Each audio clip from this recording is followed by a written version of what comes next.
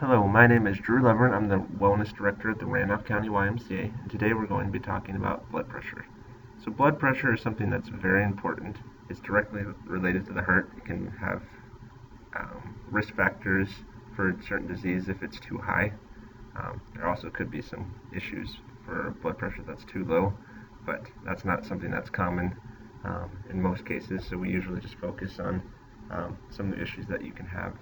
The high blood pressure, there's also different reasons why you may have high blood pressures. It could be due to some lifestyle choices, but it also, family history does play a factor as well. So we're going to learn a little bit today about blood pressure. First off, a little bit about blood pressure and what the numbers are called and basically what they mean. So the first number or the top number when you take your blood pressure is called the systolic blood pressure, and this measures the pressure in the arteries when the heart beats. So when your heart's beating, there's a certain amount of pressure. There's more pressure when it's beating. And then the second number or the bottom number is the diastolic blood pressure, and it measures the pressure in the arteries when the heart is at rest. So there's a little bit less pressure at that time when the heart's at rest, so that's why systolic is higher than the diastolic blood pressure. So that's just a little bit about what those numbers mean and what they're called. So blood pressure readings. So this is just a little bit about what is a normal blood pressure, what would be considered slightly high, and what would be considered very high blood pressure. So a normal blood pressure reading is around 120 over 80. So that 120 is the systolic, 80 is the diastolic. So that would be about normal blood pressure. That's kind of what you're shooting for. Obviously, if it's a little bit lower, a little bit higher, that's probably a good place to be as well. Pre-hypertension, which would mean that your blood pressure is slightly elevated, would be if there's a pressure on the systolic between 120 and 139. That would be considered pre-hypertension. And then diastolic number between 80 and 89 would also be considered pre-hypertension. And it could be both, but even if there's just one of those two numbers that are elevated in those ranges, that would be considered pre-hypertension. And finally, the last one is hypertension. This is probably the one that gets talked about the most. This would be a blood pressure of 140 over 90 or higher. And this is when you get to this point. This is a lot of times when you can have a lot of health issues. Your doctor might start telling you to adapt some of the things in your lifestyle. I know sometimes they prescribe blood pressure medicine, and that can be helpful. Ideally, you probably, if you're able to get that blood pressure down with lifestyle changes, that would probably be the best, but in some cases, blood pressure medicine is a good option to help get those blood pressure numbers down. So, we talked about this a little bit in the last slide, but high blood pressure is also known as hypertension and is a risk factor for health issues.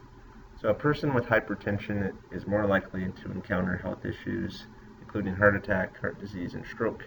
So obviously those are very serious health issues. No one wants to have that happen to them. But blood pressure plays a big factor. A lot of times people whose blood pressures are quite high when they experience these emergency situations. And there's other smaller issues that possibly could be related to blood pressure, but those are the ones that you really need to try to avoid, because those can be life-threatening emergencies. So just make sure you're aware of your blood pressure. Do your annual checkups at your doctor. You can even take your own blood pressure if you get your own blood pressure cuff. Some grocery stores or other businesses even have blood pressure cuffs that you can do right there in the store. So just make sure you're aware of where you're at on your blood pressure, and if it is elevated significantly, make sure you take action by making lifestyle changes, possibly even blood pressure medicine. Just talk to your doctor about what he or she thinks you should do. And finally, we'll talk about some different ways that you can help maintain a healthy blood pressure or this would still apply, possibly if you're trying to lower your blood pressure. These are some good options that you could do. So regular exercise gets the heart beating,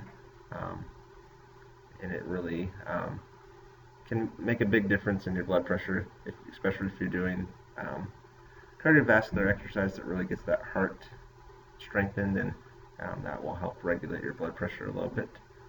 Strength training will help out as well, but focusing on those cardio exercises would be a big factor in controlling your blood pressure.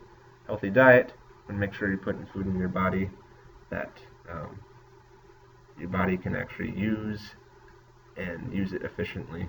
So you want to try to stay away from stuff that is overly processed.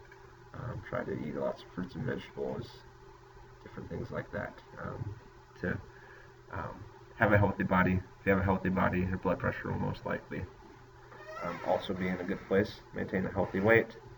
So the two things listed above can definitely play a big factor. Healthy diet, regular exercise, lower stress. So we all, or maybe not all of us, but a lot of us probably have a lot of things going on, whether it's in our own personal lives, or it could be our spouse or kids or other family, friends. There's a lot going on, and it's easy to get stressed out. But the more you can lower your stress, that will definitely be a good thing for lowering that blood pressure, especially if it's already elevated too high. Stress can raise your blood pressure for sure. Lower sodium intake.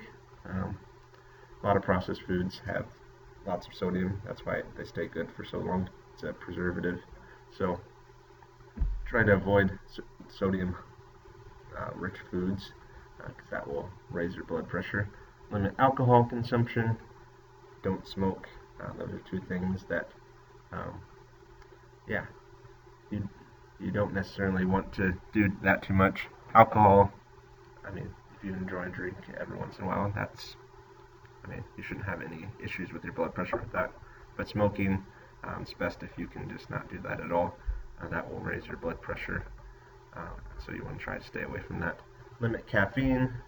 We have a lot of products, whether it's coffee, soda, tea, that have caffeine in it. So try to stay away from those drinks, especially. There's some foods that have caffeine as well, but for the most part, it's drinks that have caffeine.